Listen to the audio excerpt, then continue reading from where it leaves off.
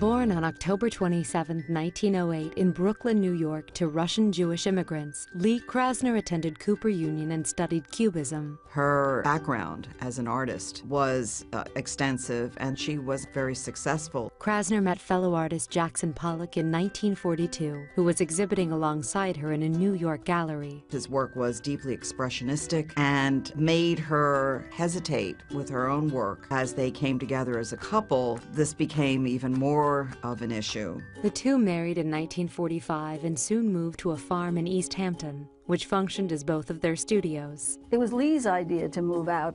Jackson decided that they should move out there permanently, buy a house, and settle down. Now, Lee was very skeptical about this because they had no money. It was at their new home in 1946 that Krasner found a new direction for her Little Images paintings. I think that she worked small because this was a very practical thing. She was working in a back bedroom in the house where Jackson Pollock had taken over the barn and used that as his studio.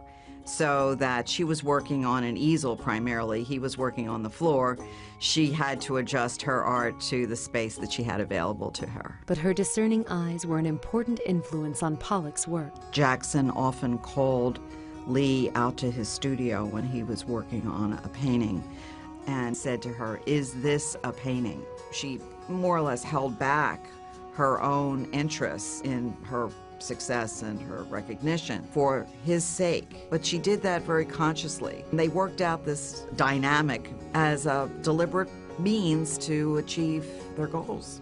Theirs was a turbulent relationship, often in a state of unrest. Initially, it was a love affair. I think it was problematic because of Jackson Pollock's drinking. Following Pollock's death in an automobile accident in 1956, Krasner created a new series of enormous paintings. After his death, she moved into the studio that Pollock had used, and she began to work much larger. Also, more color appeared in her work, and she became involved with, I would say, much more exuberant canvases. In the 1960s and 70s, Krasner continued her artistic exploration, and her work experienced a revival. Krasner died in 1984. She is considered one of the prominent figures in the abstract expressionist generation. She always had this problem of being Mrs. Jackson Pollock. The women's movement gave her a chance to have recognition on her own.